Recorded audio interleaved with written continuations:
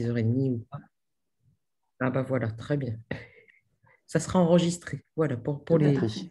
les- Alors, donc, bah, je me présente, moi je suis Sylvie Calébossis, donc je travaille au sein du cabinet des enjeux et des hommes, que vous connaissez peut-être ou déjà bien, parce qu'on a déjà animé un certain nombre de sessions, que ce soit sur la raison d'être ou sur voilà, les implications de la RSE sur les modes de management de l'entreprise, et puisque ça implique au niveau d'une enseigne plus particulièrement. Alors moi j'ai un petit... j'ai un petit une petite fenêtre qui s'ouvre sur mon écran. Je ne sais pas si vous la voyez tous et toutes. Cette réunion est en cours d'enregistrement. Alors, attends. Oui, alors non, il faut juste que je clique Juste sur accepter. accepter. Oui, c'est ça.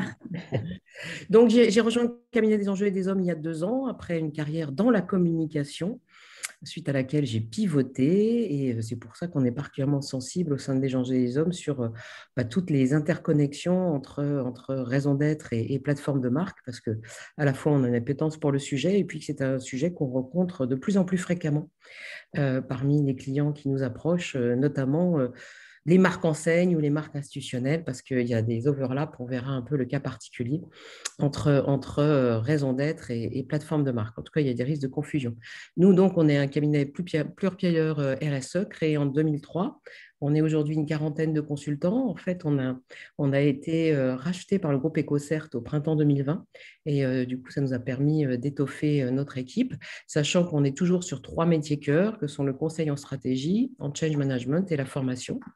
On a nous-mêmes élaboré notre raison d'être, encourager et faciliter la transition des organisations vers des modèles durables en apportant aux femmes et aux hommes les clés pour les inventer avec leur écosystème, sachant que c'est un credo qu'on porte qui est que, voilà, en particulier en termes de raison d'être, on dit qu'on est là pour révéler la raison d'être, c'est-à-dire quelque chose qui est préexistant à l'organisation, et on n'arrive pas du tout avec une approche descendante qui viserait à apprendre aux entreprises qu'elles sont, puisque ça vient d'elles-mêmes et leur raison d'être les traverse depuis leur création. Et donc, on est labellisé Bicorp, signataire du Global Compact, membre de la communauté des entreprises à mission. On travaille beaucoup avec l'ORE, l'ORS, l'ADTEM. Voilà. Alors du coup, maintenant qu'on a fait un mini tour de table personnel, moi ce qui m'intéresserait, c'est de savoir dans quel cas de figure vous vous situez pour ceux qui sont en dehors du collectif, enfin de l'équipe du collectif, l'équipe opérationnelle. Dans quel cas de figure vous vous situez, que ce soit Raphaël ou... oh mince, j'ai oublié votre prénom, Monsieur Bardot, excusez-moi, comme ce n'est pas affiché, j'ai une mémoire de poisson rouge. Reynald. Voilà. Donc, dans quel cas de figure vous vous situez? Est-ce que votre entreprise a déjà sa raison d'être et vous vous interrogez par rapport à votre plateforme de marque sur les conséquences que ça peut avoir? Ou est-ce qu'au contraire, vous avez votre plateforme de marque et vous êtes en réflexion, vous vous interrogez sur la pertinence d'identifier votre raison d'être? Ou plus globalement, est-ce que vous êtes en interrogation sur le sens de la marque ou encore d'autres hypothèses que je n'aurais pas identifiées? Je peux commencer Oui. pour l'Occitane. Donc, moi, je fais partie du groupe L'Occitane. Donc, il y a plusieurs marques, mais la principale, c'est l'Occitane en Provence qui fait le gros du chiffre. Sur la marque L'Occitane en Provence, la plateforme de marque et la raison d'être ont été retravaillées depuis mois, donc sont encore en cours de travail, de contenu, etc. Mais du coup, je suis intéressée de voir aussi est-ce qu'on va dans la bonne direction. Et après, il y a beaucoup d'interrogations sur une mission au niveau du groupe qui, là, regroupe plusieurs marques. Donc, d'avoir quelque chose qui engage aussi tous les employés, mais pour des marques différentes, avec des spécificités quand même assez différentes. Donc, voilà, on est plus sur... Bon, ça tombe bien parce qu'on traite le cas justement de raison d'être sur un portefeuille de marques. Vous, vos autres marques, à part l'Occitane, du coup, je suis peut-être... Alors, donc après, il y a Melvita, qui est une petite marque bio française. Herborian, qui est une marque plutôt coréenne, franco-coréenne. Oui, tout à fait, international. Et après, c'est des marques, il y a l'Occitane au Brésil, qui est que pour le Brésil. Et puis après, Elemi, c'est Lamlife, qui sont des marques américaines et anglaises. D'accord, très bien. Je n'avais pas percuté qu'il y avait ce développement international. Ouais, ça a bien grossi. Bon, très bien. Merci beaucoup. Et du coup, Runion? Alors, pour moi, on est plutôt toujours sur on est toujours sur la question. On a été labellisé en février dernier et on n'a pas, suite à cet audit, on n'a pas avancé plus pour le moment sur notre communication et comment dire, sur notre raison d'être. D'accord. Bon, bah c'est bien, on a deux cas de figure un petit peu différents. Et on a une troisième personne qui nous a rejoint. Je crois que c'est Madame Valentin. Oui, bonjour, je suis désolée de mon retard. Nous, on a une raison d'être côté La Poste, mais elle est très longue et donc ça m'intéresse de participer à l'atelier. D'accord, très bien, merci. Et votre prénom, c'est? C'est Christine Valentin, je suis en fait au côté réseau des bureaux de poste. D'accord, très bien, merci beaucoup. Ah bah je vois que Jocelyne nous a rejoint. Oui. Bon, on était en train de faire un tour de table, Jocelyne. Oui, alors attends, est-ce que mon micro est ouvert? Oui. Oui. Ah, voilà, bonjour. Excusez-moi, c'est un peu compliqué sur mon ordinateur ce matin. Oui, bonjour à tous et ravi que vous ayez débuté. Je pensais qu'il y avait peut-être quelques autres retardataires, mais non. Donc, poursuivons notre programme. Voilà. Oui, on a fait un petit tour de table. Je ne sais pas à quel moment tu es arrivé pour vérifier où en étaient nos différents participants sur le chemin entre raison d'être et plateforme de marque ou les interrogations sur l'un et l'autre des sujets. Bon, je veux peut-être aller vite. Je ne sais pas quel est votre niveau de connaissance sur la raison d'être. J'imagine que voilà, vous êtes au courant de cette loi Pacte et de nous, ce qu'on perçoit comme être un continuum de transformation de l'entreprise entre l'article du Code civil qui, je dirais, impose, même si c'est une imposition assez light, de prendre en considération les enjeux sociaux environnementaux, parce que prendre en considération ne veut pas dire prendre en compte au sens juridique. Donc, ça demande au minimum aux entreprises de s'informer des enjeux socio-environnementaux auxquels elles participent, sur lesquels elles ont des impacts, mais il n'y a pas force de changement.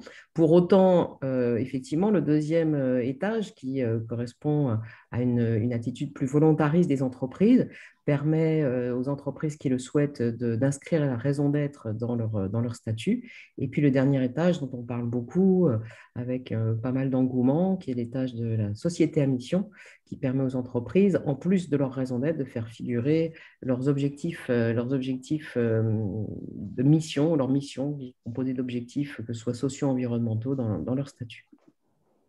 En fait, si on rentre dans les écrits concernant la raison d'être, en tout cas les écrits officiels, que ce soit au niveau du rapport Nota-Sénar ou au niveau de la loi, les définitions qui en sont données sont toujours un peu compliquées à manipuler parce qu'elles ne sont pas très explicites. Donc nous, on a éprouvé chez des enjeux des hommes le besoin de le formaliser avec une définition un peu plus opérationnelle qui permet de bien cadrer les attendus. Et nous, on définit la raison d'être comme étant la contribution que l'entreprise apporte aujourd'hui et demain aux principaux enjeux de ces domaines d'activité, qu'ils soient économiques, sociaux, sociétaux ou environnementaux, et ceci en impliquant ses principales parties prenantes. Et c'est vrai que souvent, nous, on a des échanges, y compris encore récemment avec des sociétés qu'on accompagne. C'est bien sûr l'un et l'autre, ce n'est pas économique ou social et environnemental, hein, mais c'est bien économique et social et environnemental. Dans notre esprit, l'un n'exclut pas l'autre, au contraire. Il y a toute une série d'entreprises qui mènent ça de front très, très bien et c'est ça qui nous inspire, en fait. Donc, en fait, Continuum de la PAC, c'est une trajectoire de transformation qui vise à allier profitabilité, comme je disais, et poursuite d'une mission d'intérêt collectif, qui vise à engager les actionnaires sur la mission et pérenniser la capacité de l'entreprise à y répondre dans la durée, puisque, a priori, on ne change pas ses statuts tous les 3 jours.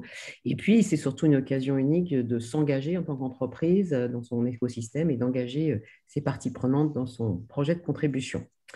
Alors, pourquoi on revient, nous, sur la façon dont on a de structurer la raison d'être autour de cette question du why, à propos de ce sujet particulier, raison d'être versus plateforme de marque? C'est qu'une façon de clarifier le sujet, c'est de dire que cette question du pourquoi, quand on travaille sur la raison d'être, on se la pose avec l'ensemble des parties prenantes de l'entreprise, l'ensemble de son écosystème. Alors qu'en fait, quand on est sur la question de la plateforme de marque, en général, cette question du pourquoi, la question du brand purpose, on se la pose essentiellement avec ses clients en tête, avec les clients, en tout cas avec une problématique ou une analyse voilà, des aspirations et des attentes des clients. La raison d'être, du coup, cette réflexion, elle se porte sur un univers beaucoup plus large et déjà, ça donne une idée de la différence de posture des deux sujets.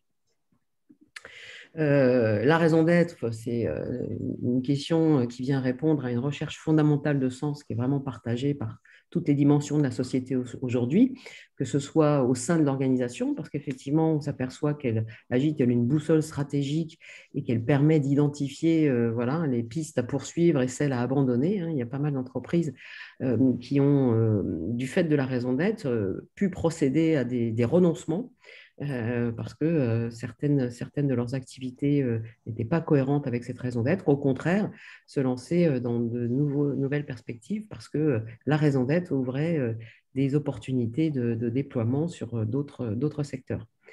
C'est une réponse à la quête de sens aussi des individus qui composent l'organisation. Pourquoi est-ce qu'on se lève le matin? Quelle organisation on sert et quelle place on y joue à l'intérieur de cette organisation? Et puis, pour les parties prenantes externes, c'est aussi la réponse qui permet d'identifier à quoi on adhère en tant que partenaire ou client d'une entreprise. Est-ce qu'on se situe en affinité avec son propos, avec sa raison d'être?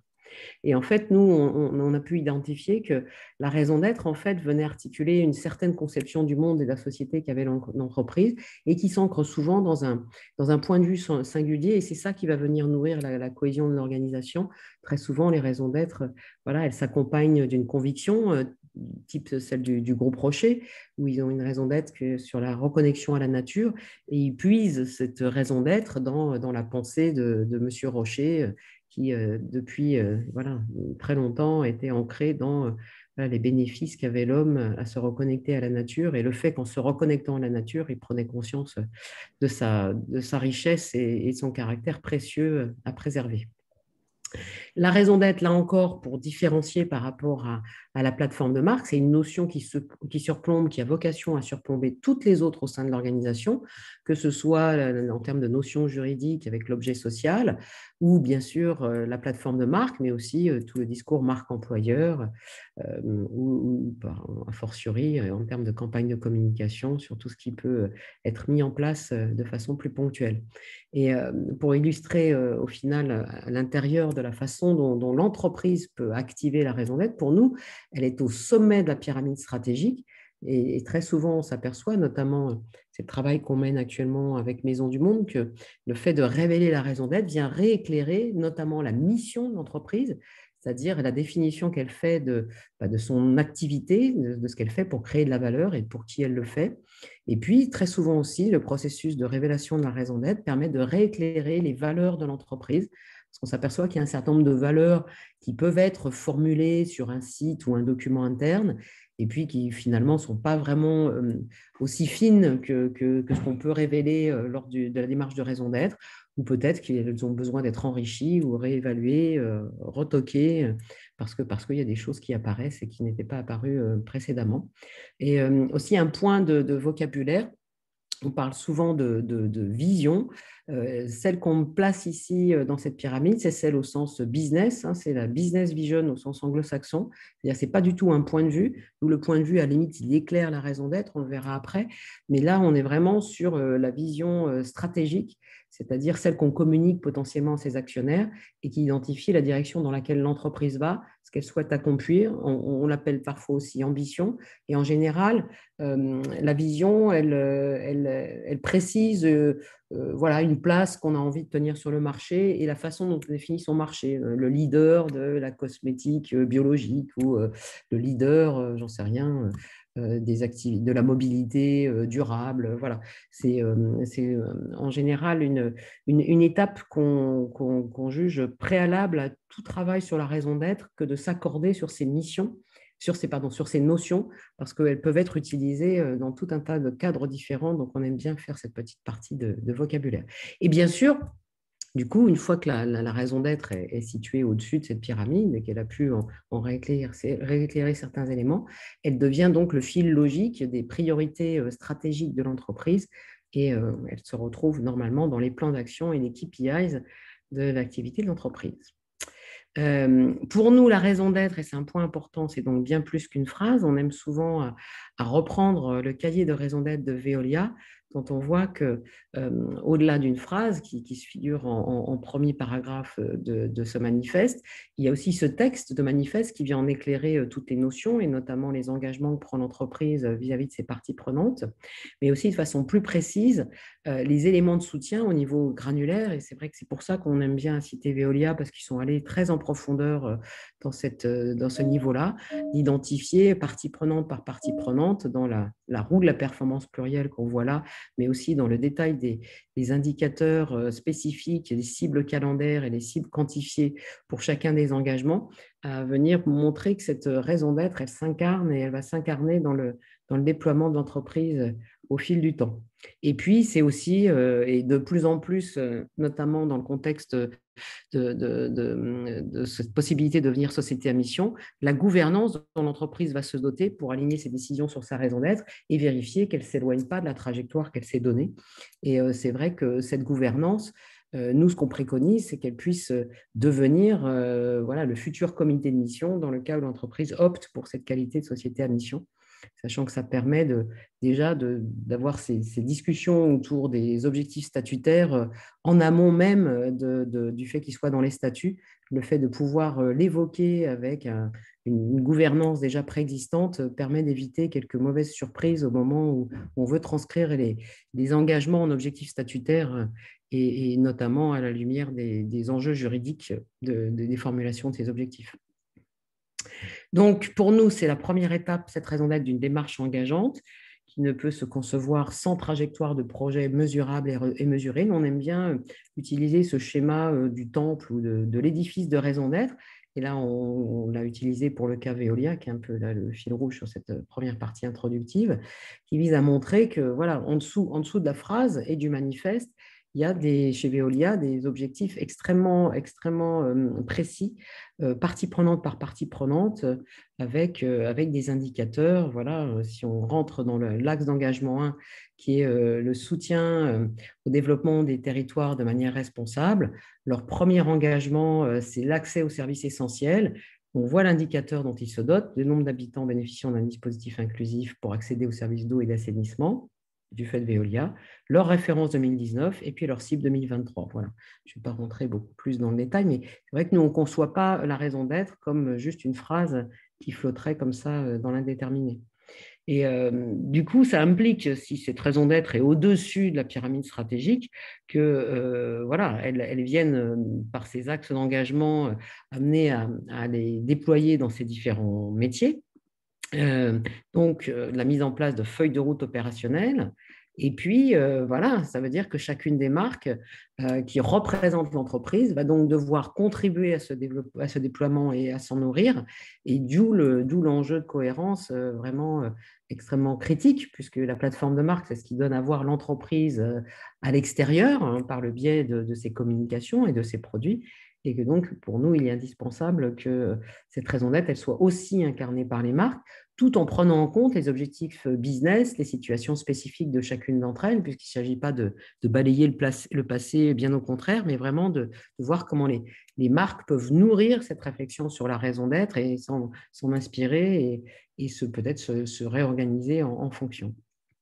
Donc ça, c'est un premier point sur la raison d'être.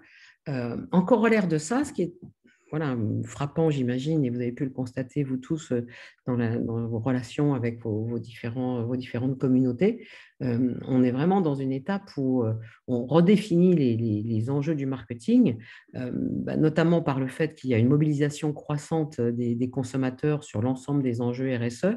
Là, on a un chart un peu touffu qui vise à… Alors, je suis embêtée parce que je n'arrive pas à… enlever la petite fenêtre, la petite fenêtre du Zoom. Puisqu'en fait, on voit que les différents critères de préférence des consommateurs à l'achat d'une marque tendent à montrer vraiment une forte progression de tout un tas d'éléments qui vont au-delà du prix et de la qualité du produit, que ce soit la culture de la marque, la transparence de la marque, la façon dont les employés sont traités, la protection de l'environnement. Voilà, tous ces chiffres viennent éclairer la façon dont les consommateurs élargissent leurs critères de choix pour au final voilà, prendre leurs décisions. On voit aussi que, voilà, ça c'est une étude d'Edelman qui est un peu ancienne, mais ça n'a fait que s'accentuer, qui montre que en fait, tout ce qui est autour de cet élément de choix, de faire son choix sur la base d'une compréhension de l'attitude qu'a la marque vis-à-vis des enjeux sociétaux, a gagné 13% depuis entre 2017 et 2018. Edelman n'a pas reposé exactement cette même question récemment, mais on voit qu'il y a un gap extrêmement important et ça fait du coup une population de 64% d'acheteurs potentiels qui prennent en compte ces éléments dans leur choix final. Alors, ce qui est intéressant, c'est que la marque et tous ces enjeux sociaux et sociétaux montent en termes de prise de conscience de la part des consommateurs, mais que vis-à-vis de la marque, bon, je ne prendrai pas l'étude de Meaningful Brand de Havas qui ne cesse de montrer à quel point voilà, les consommateurs prennent de la distance vis-à-vis de leur attachement aux marques, notamment certaines. Mais ce qui est plus préoccupant d'une certaine façon, ce qu'on a vu émerger en 2019, là encore c'est Edelman, qui démontre que 60% des consommateurs, alors qu'ils jugent que ces enjeux sont importants, sont sceptiques sur la capacité des marques à réellement agir pour des causes sociétales. Donc il y a une défiance vis-à-vis des marques avec voilà, un point de rupture qui semble atteint. Là on est sur des chiffres de 2019, mais qui continuent encore à montrer cette défiance. Puisque parmi les consommateurs français, il y en a 44% qui voilà, ont arrêté d'acheter une marque parce qu'ils avaient la perception qu'elle ne tenait pas ses promesses. Voilà, ensuite, voilà, on n'admet pas les fautes que la marque a fait voilà, pardon. Il n'admet pas que les marques ne reconnaissent pas l'impact qu'elles ont et ne fassent pas assez pour les minimiser dans le futur. Et bien sûr, pour le cas où ils découvrent des informations que la marque aurait cachées. Donc, c'est quand même préoccupant de se dire qu'il y a 39%, c'est le chiffre de gauche, qui ont décidé que plus jamais ils n'achèteraient une marque du fait de ces actes répréhensibles qu'ils avaient pu identifier. On peut les comprendre d'une certaine façon, ça c'est des études toutes récentes de fin 2020 qui ont été publiées par la Commission européenne et qui démontrent que la moitié des allégations sur les sites web des marques ne sont pas étayées par des preuves. Voilà, le CIRCOM qui nous établit que le taux de conformité sur publicité et environnement est au plus bas depuis 10 ans. Donc c'est un peu un paradoxe de voir à la fois cette montée de la prise en conscience des consommateurs et pourtant des discours de marque qui restent encore trop détachés de la réalité et pas assez conscients justement de ce que les consommateurs attendent. Il y a donc urgence à restaurer la donne pour restaurer la confiance. Ça, c'est une étude, là encore, de Edelman qui date de 2019 et qui permet d'identifier les actions qui permettraient aux marques de regagner la confiance des consommateurs. Et on voit bien que dans les quatre premiers items, que ce soit la notion d'honnêteté et de transparence, que ce soit l'amélioration des contrôles sur les éléments qui impactent la qualité du produit, ou le fait de parler de purpose, arrêter d'agir comme si l'argent et le bénéfice étaient la seule raison d'être des marques, et puis le be more transparent. Donc on s'aperçoit bien effectivement que le triptyque gagnant pour regagner cette confiance, ou en tout cas la maintenir, c'est bien l'honnêteté, la transparence, la qualité du service et des produits, ça semblait une évidence, mais aussi l'utilité sociétale. Donc, on a pour nous une évidence qui est que le marketing et la gestion de la relation à la marque, qui auparavant était plutôt focalisée sur cette interaction entre les attentes du client, ses besoins et ce que la marque propose d'unique sur son marché, s'additionne d'une dimension beaucoup plus sociétale, parce qu'aujourd'hui, le client n'est plus un client seulement, il est aussi un citoyen, et donc il a l'oreille et l'œil fixés sur les enjeux sociaux, environnementaux, et que c'est bien ça qui va venir enrichir sa prise en compte lors du choix, de ses choix de consommation. Donc pour nous, ça veut dire qu'on est dans le cadre d'un prisme écosystémique de la marque qui est nécessaire pour contribuer à un changement qui, en fait, est lui aussi écosystémique. On ne reviendra pas sur tous les enjeux et l'urgence qu'il y a à les traiter au niveau environnemental, social. Et là, on a voulu vous donner un petit point de focal sur une marque, sur des marques de vêtements, où voilà, la marque de droite, qui est une marque américaine, a, dans sa communication, développé un discours très tourné vers l'inclusion. Et s'est fait retoquer parce qu'en fait, c'était que de la surface, c'est-à-dire qu'ils avaient beau montrer voilà, des enfants handicapés ou des couples gays dans leur publicité. En fait, en termes d'action concrète, ça n'était accompagné d'aucun élément tangible, au-delà de la campagne de pub, à confronter avec Kiabi, qui a développé au contraire quelque chose de très concret, très tangible, qui est une ligne de vêtements dédiée qui font rimer, comme ils le disent, mode et handicap, où là, donc, on est bien au-delà des mots, mais vraiment dans l'action et dans l'engagement. Et c'est vraiment ça que les consommateurs attendent et plébiscitent. On va voir un autre exemple, un autre exemple et un contre-exemple. Ça, c'est un exemple de Colgate dentifrice avec des extraits naturels. Où en fait, la publicité qu'ils ont en France est beaucoup moins disante que ça, mais au Royaume-Uni, visiblement, c'est un peu plus libre dans voilà, le type de message qu'ils peuvent délivrer. Donc, quand ils disent « for naturally healthy smile », on peut comprendre que ce sont 100% d'ingrédients naturels qu'il y a dans ce petit tube, d'autant plus que leur key visual, leur visuel, tente à montrer que quand on presse le tube de dentifrice, c'est du citron pur qui sort ou du charbon dans le cas du bas. Et c'est une copie télé que vous pourrez trouver avec ce lien. Donc, on voit bien qu'on est très loin de ce que les consommateurs attendent, parce qu'il suffit d'aller regarder sur la liste d'ingrédients pour réaliser que cette promesse n'est pas tenue. Et par opposition, voilà, l'enseigne Écoutez Voir, qui a développé depuis je pense, l'an dernier, une communication extrêmement moins disante, mais ancrée dans des faits, puisqu'en fait, leur communication, que ce soit presse ou télé, j'allais dire, se contente d'égrener un certain nombre d'éléments extrêmement importants pour les consommateurs. D'ailleurs, leur campagne est une sursensibilisation à la prise en compte des enjeux environnementaux et sociaux des marques qu'ils achètent, puisqu'en fait, leur film vient expliquer voilà, toutes les questions qu'il faut se poser avant d'acheter une paire de lunettes, et notamment voilà, comment les fabriquer, par qui, à base de quoi, et puis vers où ces bénéfices seront réinvestis. Et Écoutez Voir est une mutuelle, donc il se situe évidemment sur la partie mieux-disante du sujet. Et ils ont même lancé une gamme de lunettes qui s'appelle les lunettes justes, avec cette accroche. Ce ne sont pas juste des lunettes, ce sont des lunettes justes. Voilà. Donc, ce qu'on entend, nous, par redéfinir le marketing, c'est un marketing qui intègre la dimension de la RSE.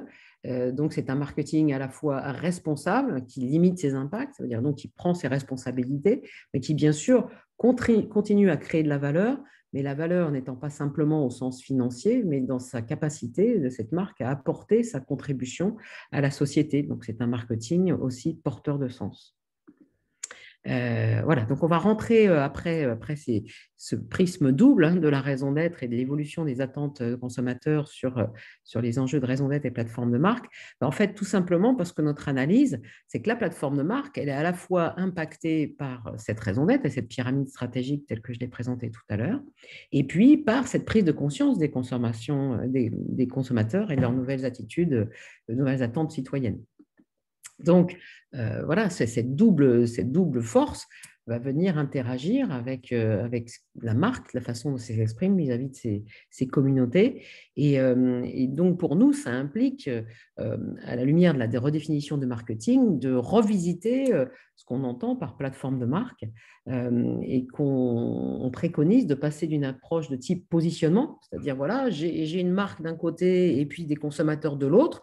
Donc, comment je positionne ma marque pour que l'affinité soit maximale entre les deux sans changer trop ce qui se passe autour. Là, on voit bien que l'enjeu, c'est bien d'une interaction entre la marque, ceux qui vont l'acheter et la société au global.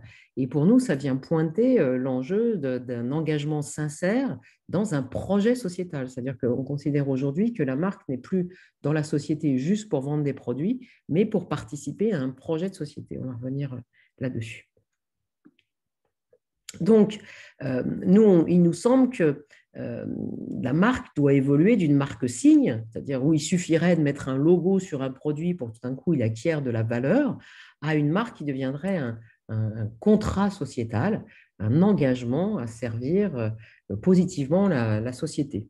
Alors, comment on le définit, cet engagement sociétal? Si on fait un parallèle entre la pyramide stratégique, on le fera de façon plus directe juste après, mais voilà, on a pris ce prisme de présentation d'une plateforme de marque qui peut s'adapter à n'importe quel template, parce que chaque entreprise, chaque société de consulting a son template particulier pour présenter les grandes notions qui fondent la plateforme de marque. Mais nous, il nous semble que le point de vue est important parce que c'est ce qui vient définir le regard singulier que porte la marque sur les enjeux de son domaine d'activité. Et ça s'ancre très souvent et dans un insight sociétal et une croyance propre à la marque. Parfois, c'est juste un insight, parfois, c'est juste le point de vue du fondateur qui est tellement fort qu'il perdure dans le temps, type ce qui a pu se passer au niveau du groupe Rocher, même si là, on est au niveau du groupe.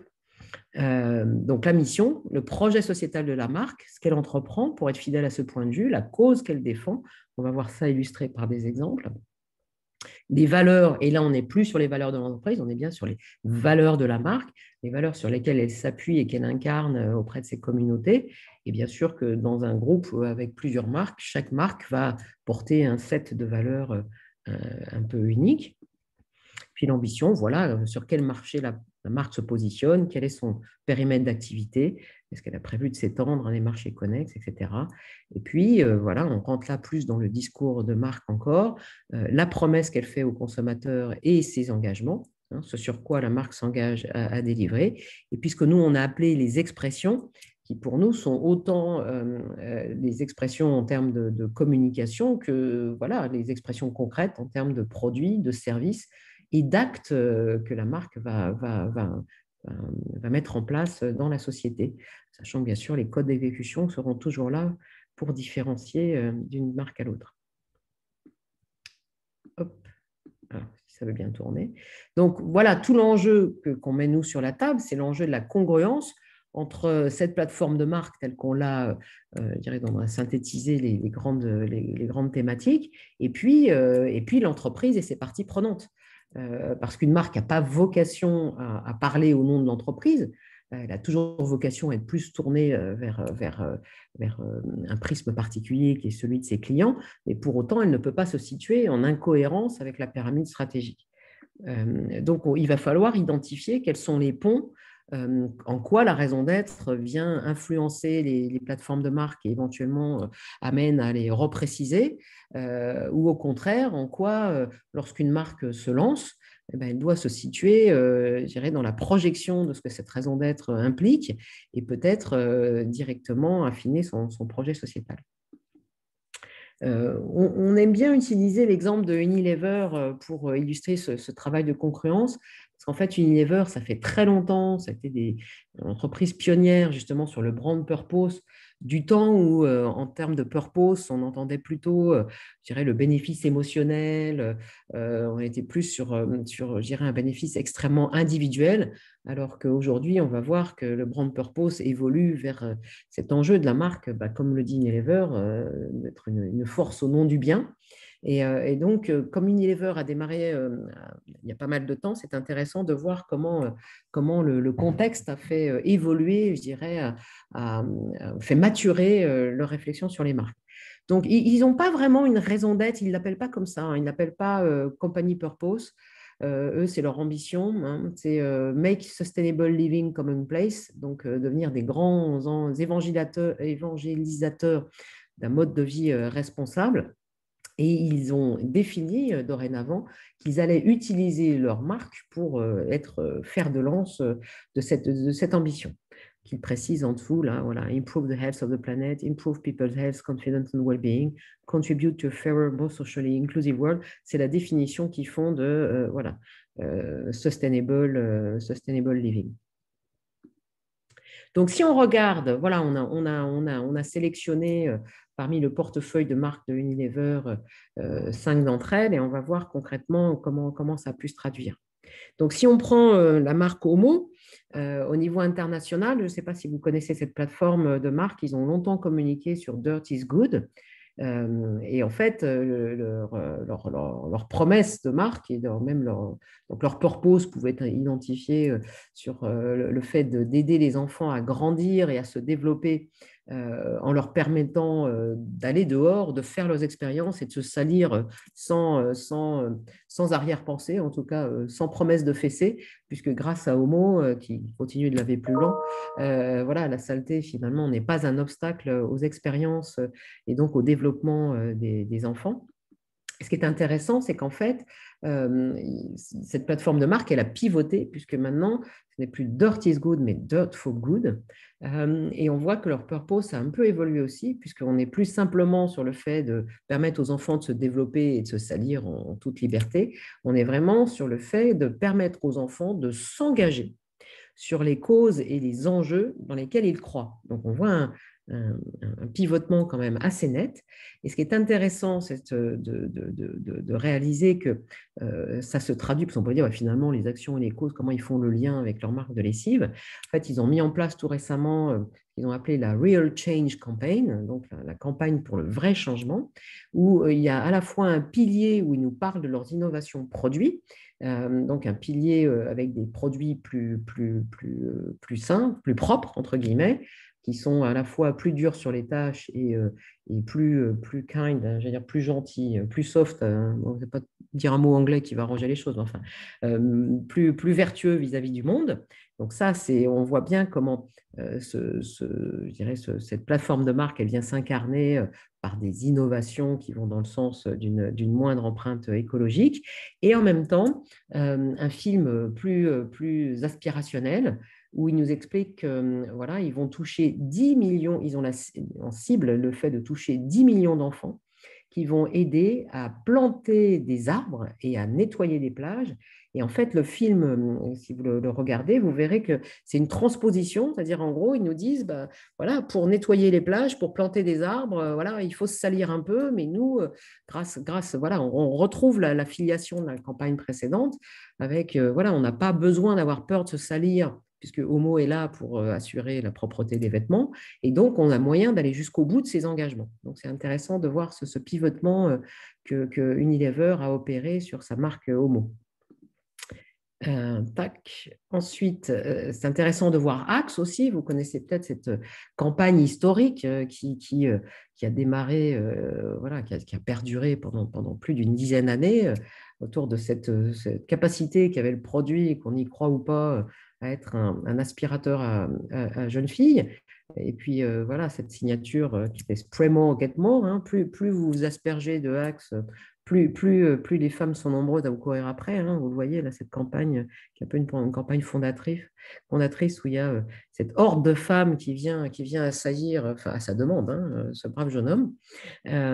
Bon, alors, ça peut être un peu répréhensible, puisqu'en fait, en parallèle, ils avaient la plateforme Dove autour de Real Beauty. Donc, le fait d'un côté de prôner une beauté féminine qui sorte des sentiers battus et des clichés, et de l'autre, aller utiliser ces clichés sur Axe, c'était quand même, enfin, ça pointait une certaine incohérence. Donc, du fait de cette incohérence, ils ont fait un premier pivotement sur Axe et leur plateforme de marque, c'était Find Your Own Magic. Donc là, on n'était plus sur, voilà, on est le spray à séduction, mais c'était plus, voilà, la séduction, elle est à l'intérieur de vous. C'est un travail intérieur à faire et Axe va vous aider justement à trouver cette richesse qui est la vôtre. Et puis, plus récemment, donc on continue l'évolution. Donc là, Axe est devenu quasiment le pendant de Dove sur le côté masculin, puisqu'en gros, leur purpose maintenant, c'est libérer les hommes de la pression de se conformer au modèle de la masculinité et avec une campagne plus institutionnelle sur, on va voir après, des financements d'actions qui permettent de redéfinir ce que c'est de to be a man, d'être un homme. Vous aurez peut-être remarqué la similarité du positionnement actuel de la marque Gillette. Je ne sais pas s'il est international, mais au moins en France, qui lui aussi est autour des enjeux de redéfinir la masculinité. Voilà, donc une nouvelle évolution de Axe.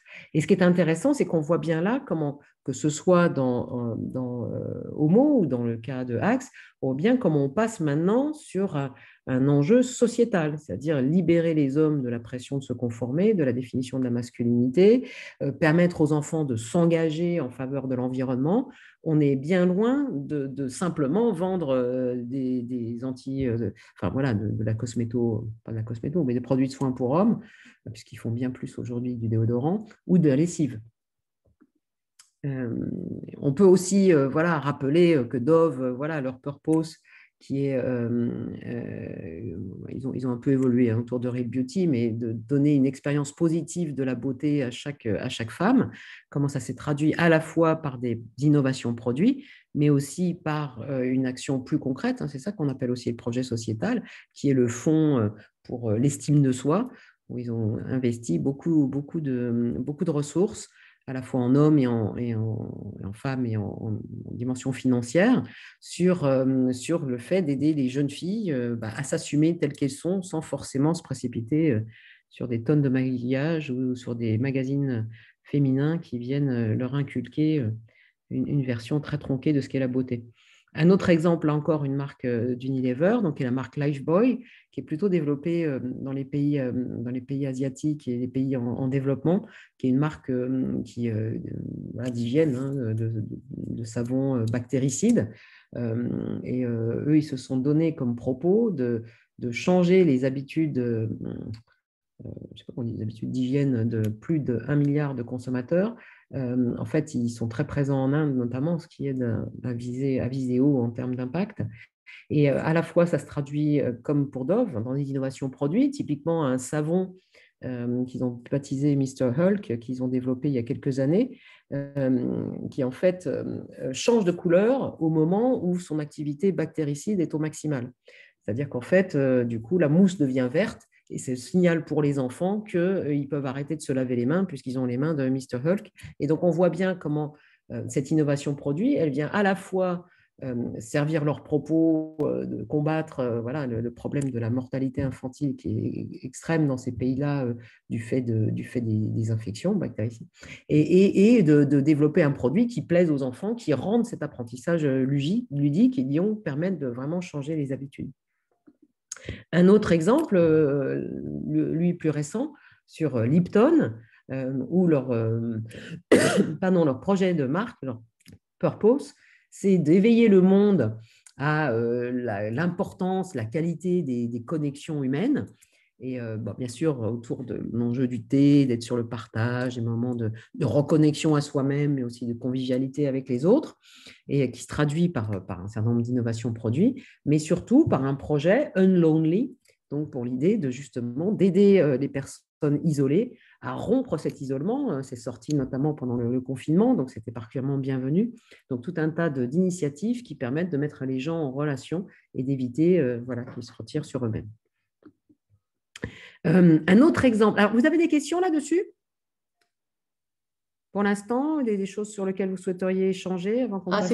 Moi, je trouve que c'est super intéressant. Les exemples que vous donnez, on voit bien qu'il y a une traduction très concrète et très lisible. Et voilà, et que sinon, on se trompe on fait un faux pas sinon. Donc, je trouve ça très super intéressant.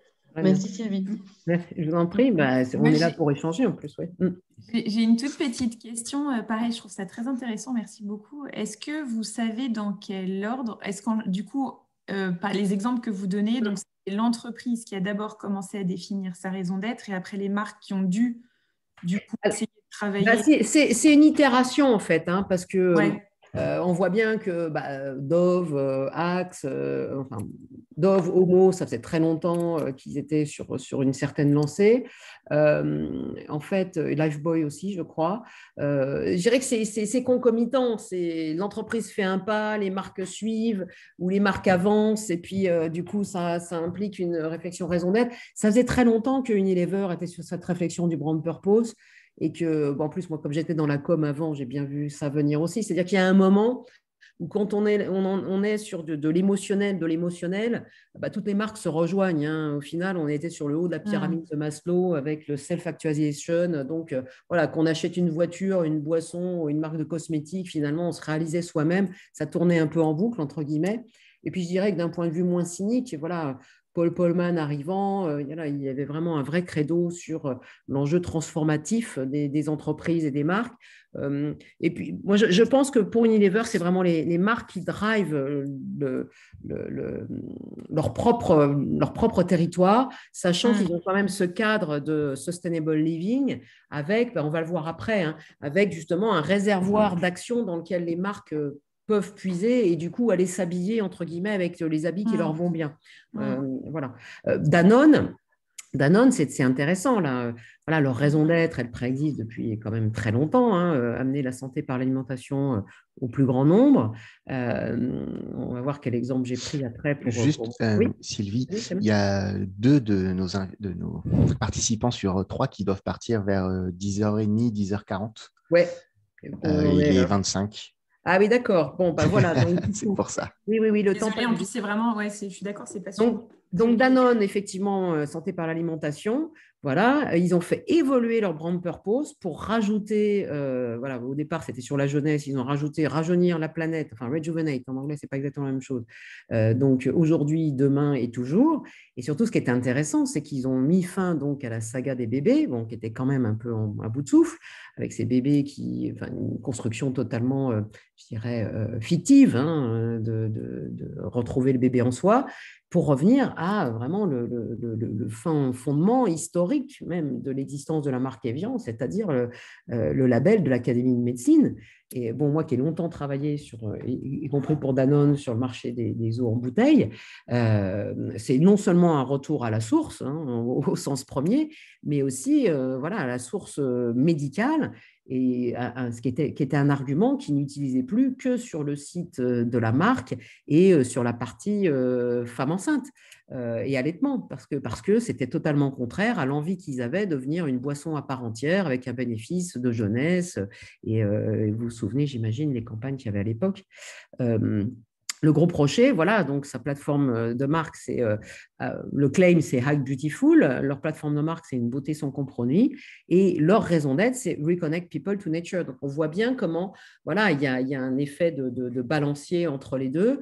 Je dirais, peu importe par où on commence, l'important, c'est que l'entreprise au global se mette en mouvement et que les choses soient cohérentes surtout, et puis qu'on soit dans la transparence.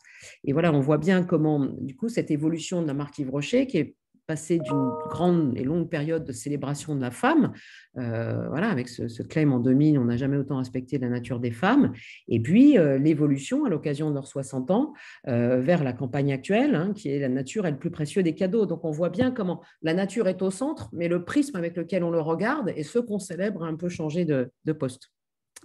Voilà. Alors, je vais aller vite parce que voilà, les engagements. Donc, voilà. Le cas de la marque enseigne, hein, parce que c'est quand même pour ça que vous êtes là. Parce qu'effectivement, on voit bien que là, il y a un enjeu d'overlap, puisque la marque et l'entreprise portent le même nom. D'où la complexité, et c'est ce qu'on rencontre avec toutes les personnes avec qui on échange sur ces enjeux de marque enseigne ou de marque institutionnelle. C'est où s'arrête ma raison d'être et où commence ma plateforme de marque. Nous, on part du principe qu'à partir du moment où cette pyramide de gauche est totalement alignée, finalement, la plateforme de marque est plus une plateforme de communication. Puisqu'en fait, pour être en cohérence, on n'a plus besoin, entre guillemets, que d'une promesse et d'expression. Mais c'est là où c'est particulièrement important d'avoir un plan d'engagement RSM, hein, responsabilité sociétale de marque, qui va venir puiser dans les engagements RSE corporate, hein, les priorités stratégiques que s'est dicté l'entreprise au prisme de sa raison d'être, Et bien sûr, ce qui va être pertinent et important pour chacune des cibles spécifiques et puis voilà, de population de consommation des marques concernées.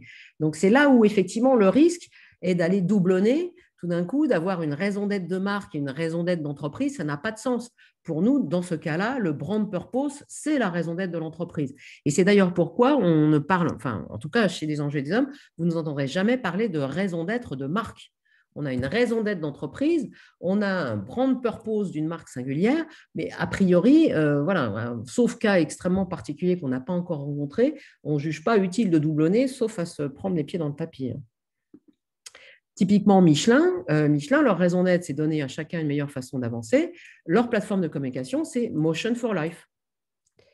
Et on voit qu'effectivement, donner à chacun une meilleure façon d'avancer, ça se traduit à la fois par une campagne de communication, qui est ce film Motion for Life, qui est sorti d'ailleurs pendant le confinement, et puis des actions, que ce soit le rachat qu'ils ont fait de médias participation pour étendre leur activité de guide et de contenu à visée, j'imagine, touristique, et puis tout ce qu'ils font sur le développement de pneus 100% durables. C'est assez bluffant. Voilà. Ça, normalement, le petit rond sur le côté, ce n'est pas une orange trempée dans la peinture bleue, c'est le pneu à horizon 2050, totalement durable et recyclable.